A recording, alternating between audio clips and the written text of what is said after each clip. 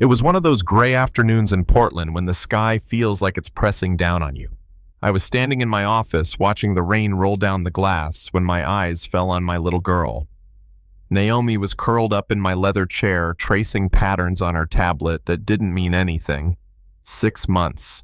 6 long months since she'd said a single word. It started the night a cop knocked on my door, hat in hand, eyes full of pity. A drunk driver had run a light.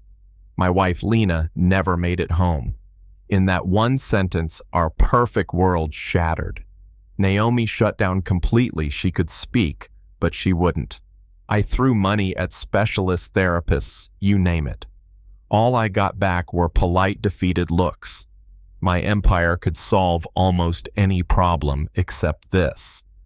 That day, staring at her in that too small yellow dress she refused to take off, I just snapped. I called my assistant, canceled the board meeting, canceled everything for the week. My daughter needs me more than any quarterly report. Naomi didn't even look up. But when I knelt beside her and whispered, "How about we grab the biggest chocolate chip cookie in the city?" She paused for a split second. It was the first sign she'd heard me in months. We drove through wet streets until I spotted this tiny bakery tucked between a dusty bookstore and a dry cleaner.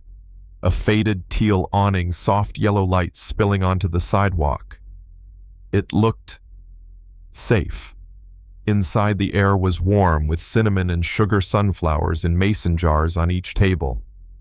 And then she walked out from behind the counter. "Welcome to Maple and Sun," she said with a smile so genuine it disarmed me. She was in her mid-20s, flower on her apron, hair pulled into a bun. "I'm Harper." She crouched to Naomi's level. "Pretty dress," she said softly. My daughter clung to my leg, hiding her face.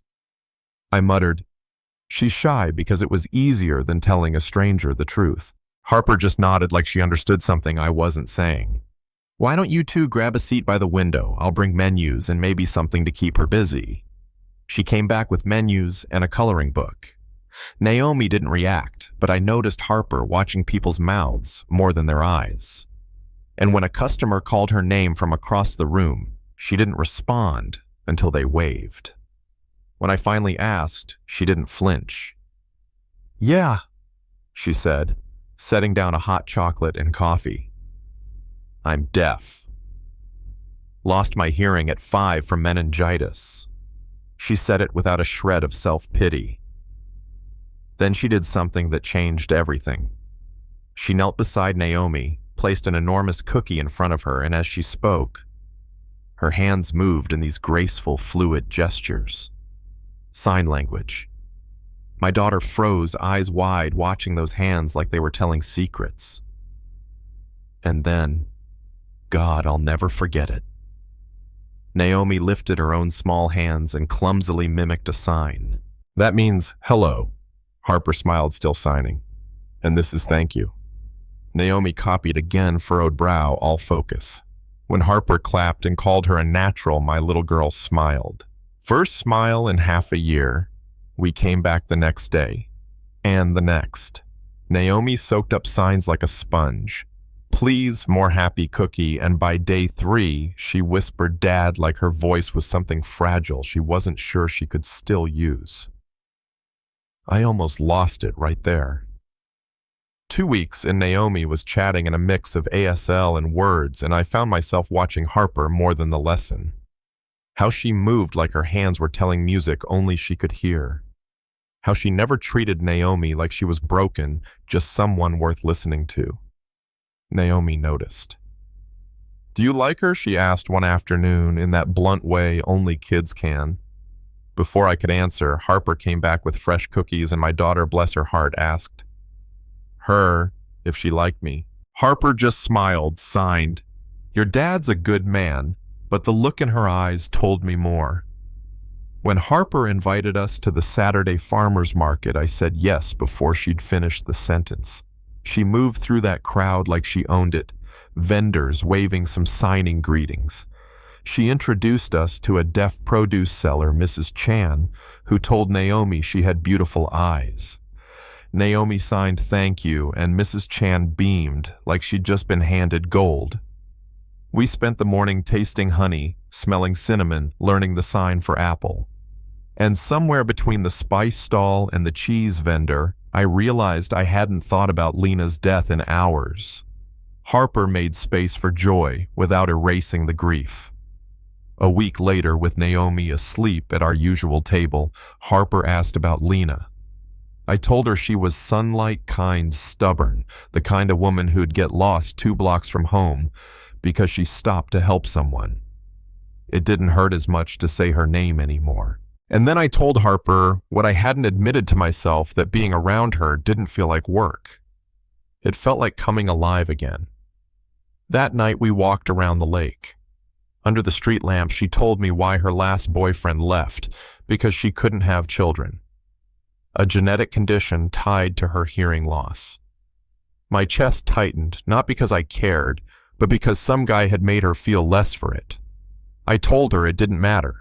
I had my daughter, and what I wanted, what I needed, was her. She whispered she loved me, and when we kissed, it was like the rain finally stopped. Naomi's reaction. She gave us a list of conditions for being a family. Harper had to come to her school play. We needed movie nights with hot chocolate, and Harper had to teach me her cookie recipe. Harper agreed to all 3 without hesitation.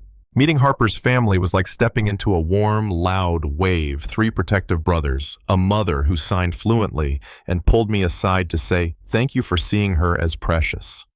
I told her I was the lucky one. 6 months later, the bakery doubled in size with my investment open kitchen kids corner, even a classroom for ASL lessons. The grand opening drew half the city, and right in the middle of it, I dropped to one knee.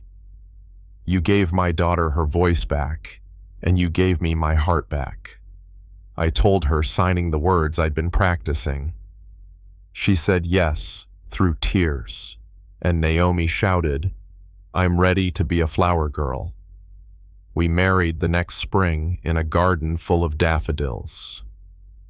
The ceremony was in both languages, and after we said our vows, Harper adopted Naomi officially. "Now we're a real family," Naomi announced to everyone. Harper whispered back, "We've been one for a long time." Looking back, it started with a desperate dad and a silent little girl walking into a bakery for a cookie. It turned into something bigger than grief, bigger than any plan I could have written. But here's what I wonder, and maybe you can tell me in the comments. Do you think love like that, the kind that grows out of loss, is fate? Or do we make our own second chances?